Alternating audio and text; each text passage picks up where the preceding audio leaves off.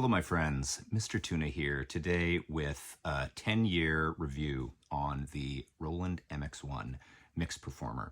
I pre-ordered the Roland MX-1 back in 2015 after the release of the TR8 and the TB3 and the whole AIRA line, and I was very excited to bring all my gear together in a way that allows me to sort of play the mixer very much like an instrument. We've got a lot of very cool features on the MX-1, and I just want to take a couple of minutes and review some of the things that has made this a staple of my studio. In fact, I've got 3 MX-1s running in triplicate, all connected to different pieces of gear, all bringing the studio together in ways that let me perform and mix things that other mixers just sort of leave you wanting. In the 10 years that I've owned the MX-1, I don't know that there is a suitable replacement that allows me to do everything that this very cool mixer allows me to play with or connect to my Roland gear in very simple and straightforward ways that reduce cable clutter and just make it very easy to send MIDI information and audio and in some cases power to all of these instruments. Let's just start with a little bit of a top-down review on the very capable Roland MX-1. Today, we're not really going to be worrying about the analog channels. You've got 2, 3, 4, 5, 6 different analog inputs here that you can choose to use in different stereo combinations.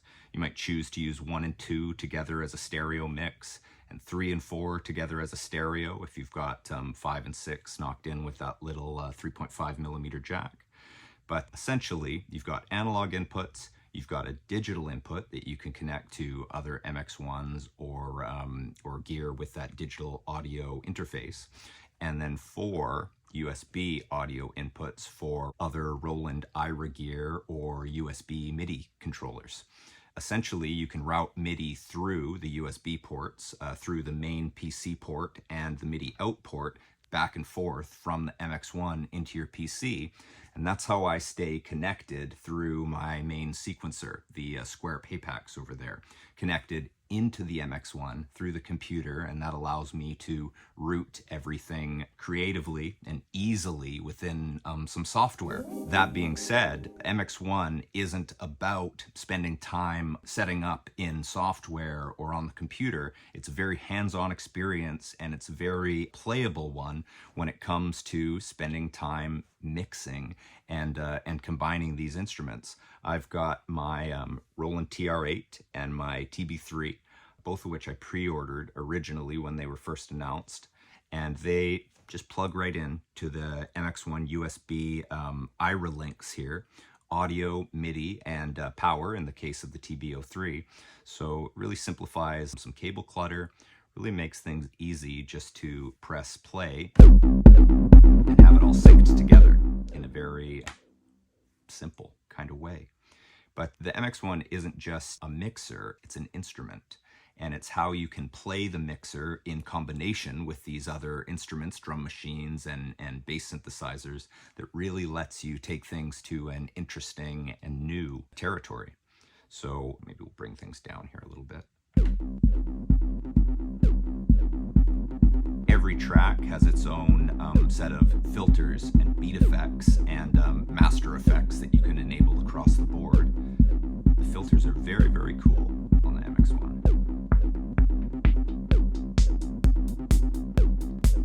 We could select USB track 1, and so long as we're on tone, we can change different filter settings. Filter 2 has much more resonance. So the upper end is a high pass.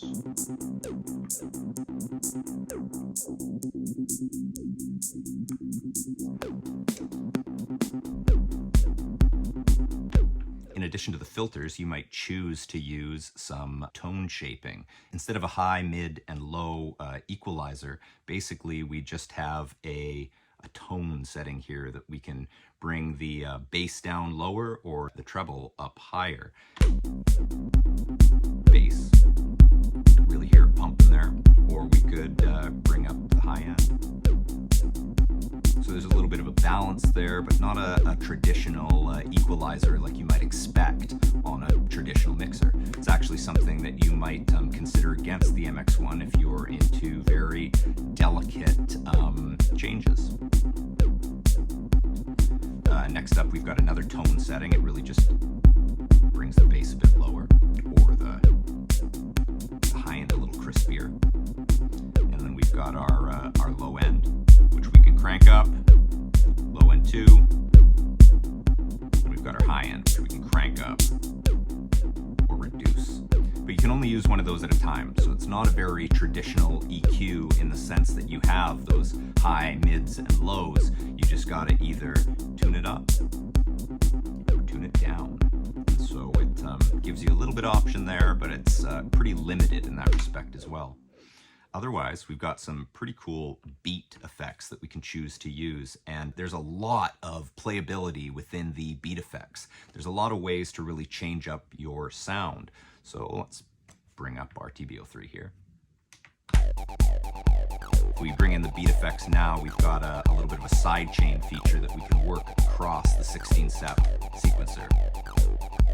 You can hear it dipping there pretty hard. We can change the gate settings by holding beat effects, turning it up. So you get a little bit of a longer drop there. Or we could change up the sidechain settings entirely, the algorithm of the sidechain. There we go.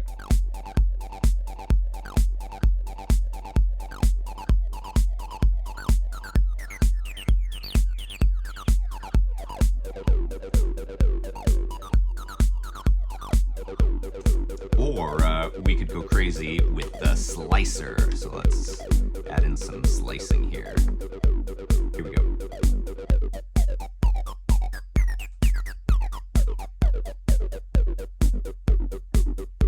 And I could apply different beat effects to different tracks depending on what we were doing here. We could add a side chain to the TR8 and pretty much drop out the bass drum. Or everything. Or maybe a little filter action to the TR8 instead. Just change things up in interesting ways. Change our filter. We've got different filters to work with.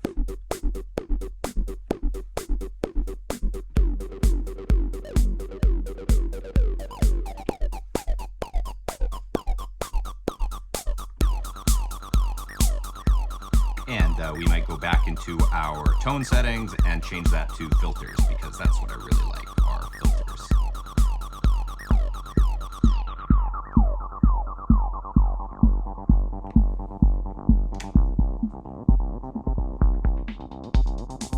Next up, we've got some master effects, and the master effects are really what takes your sound to very interesting and cool places. We can only use one in combination with each other until we start like sequencing them across the board here, which is where things can get really interesting and unique for like a very sequenced and rigid sound. For now, let's just add in some effects onto our TB-03 here. We've got master effects selected. And let's bring in some reverb. So in the delay settings here, we can hold delay and we can change some different options. Delay 7, delay 8 are some reverbs. We turn that on, and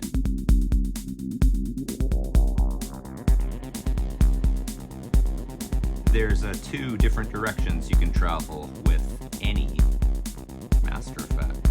Sometimes giving you a little bit of a darker effect on the counterclockwise side, and a little brighter on the clockwise side. We can play with a whole bunch of different effects. Let's grab a delay.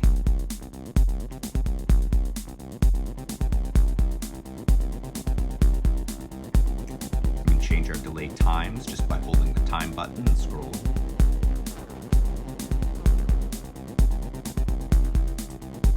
Play with a big master filter here. Let's select our drums too.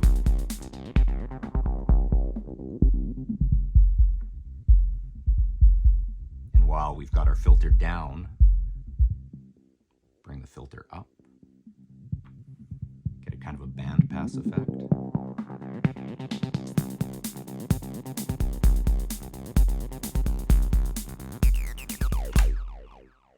Scatter, one of the coolest and one of my most favorite features, and certainly one of the most Roland features. I don't know if scatter began on the TR-8 with the AIRA series, but it is a fill. It is a very glitchy rearrangement. It's for creating some pretty wild alterations to your sound in a very technologically stuttery kind of way. And the scatter is very, very cool. So let's just play around with the scatter. You've got a couple of different scatter algorithms. You've got intensity up or down that you can play with. So there's a lot of depth. There's a lot of experimenting to be had with the scatter function.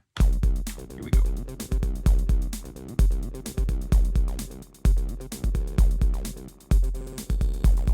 The higher you twist, the more you get. Sometimes subtle makes all the difference, though. We could do it to the TR-8 too.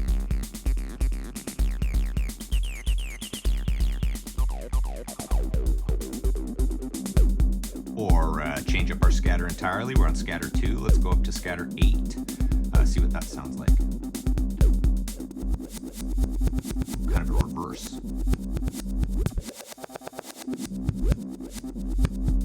Or scatter 5.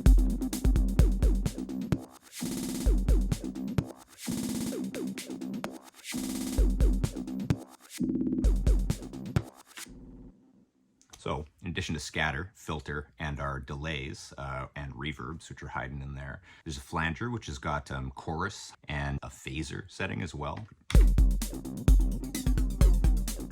Different flangers. And you can adapt all that by timing.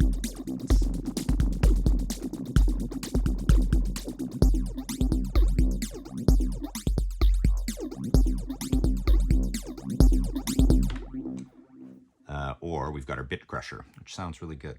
Especially sounds really good on an analog source, but we're not really playing with that today. In fact, I'll spend a little bit of time talking about why you might consider against the analog inputs and the FX routing here, but those are all features that are welcome.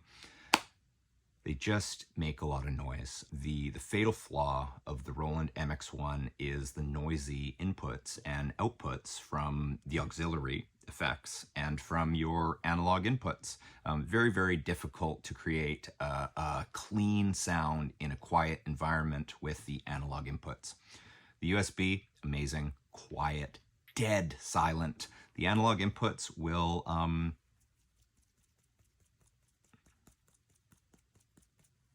make noise. You'll hear it no matter what. If I turn them up here, we might even hear them.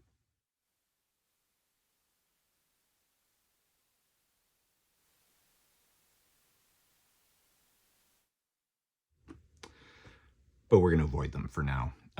Analog or auxiliary inputs make quite a lot of noise too, but for creative routing, for sending things through my effects like the chroma console and the microcosm, very, very cool to be able to select something like the drums or the TB03 or whatever I have connected here simply with the auxiliary button and turning it up so that only USB 1 is affected by our auxiliary routing, or we could select multiple options at once. Then we got the roll feature over here. Roll, another very cool one just for creating transitions.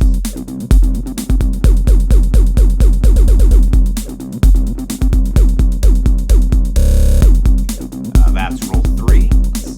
Roll 1. Roll 4 gives you a little bit more of a timed option. You can play with the timer and create some more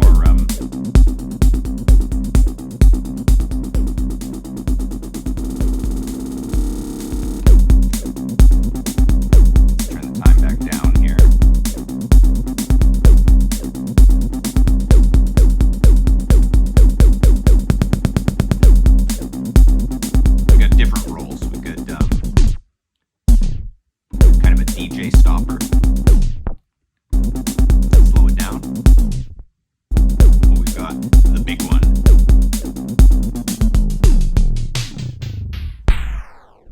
pretty fun.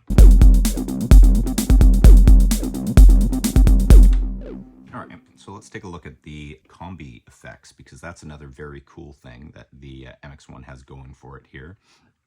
Combi effects allow you to select different effects and place them across the sequencer here. We've got 16 steps that we can take, scatter, and add them in accordingly. In fact, we could take scatter 2 and bring that in up at the front.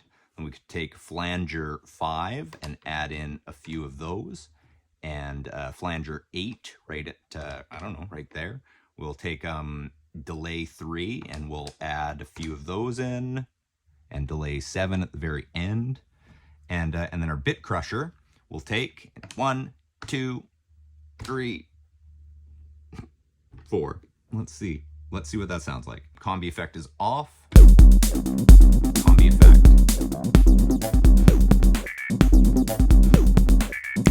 Very cool, actually.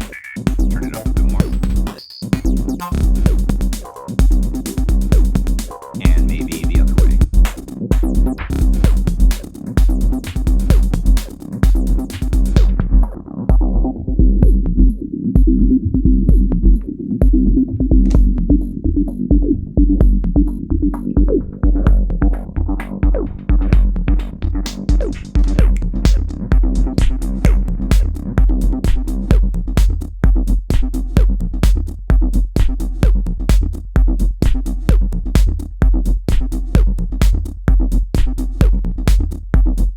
Another very interesting part about the Roland MX-1 is the mastering button here. So the mastering button takes everything and applies a very elaborate, or what might be 10 different mastering chains to your sound, and can really tighten things up, can really clean up your sound, or bring in your highs, or clean up the lows. Let's just play around a little bit with the mastering function here, and you can hear how it affects some of the sound. Starting with it off. A little quieter. Definitely brings volume. We hold it down here.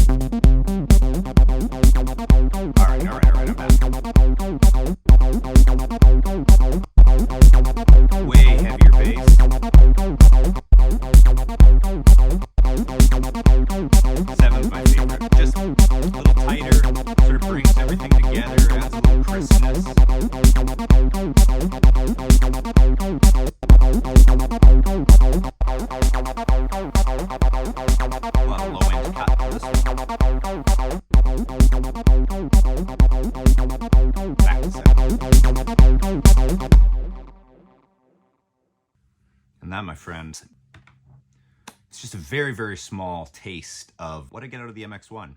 10 years on, and it's still a very, very important part of my studio. I don't know what I could possibly replace this thing with, or any of the MX-1s that I use in combination with each other, daisy chained together, their USB ports, and their fairly limited analog inputs, the beat effects, the master effects, the mastering chains, the filters and the faders and the scene memory, and everything that all comes together to make the MX-1 a very capable and playable machine. Really, really make it something worth spending a little time on, even thinking about 10 years later when there are a lot of other options available today.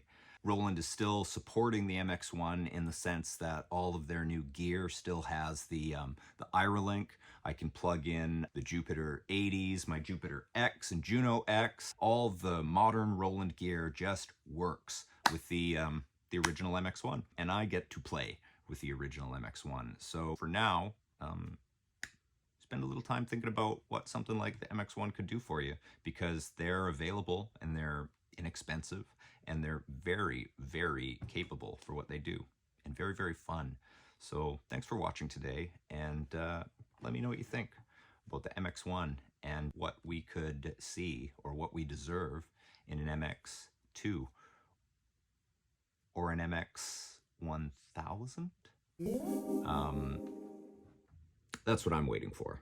And I'll be very, very excited to talk to you about it when it inevitably arrives, with the advent of the TR-1000 and a little bit more of like a professional changeover to these drum machines and instruments that Roland is producing.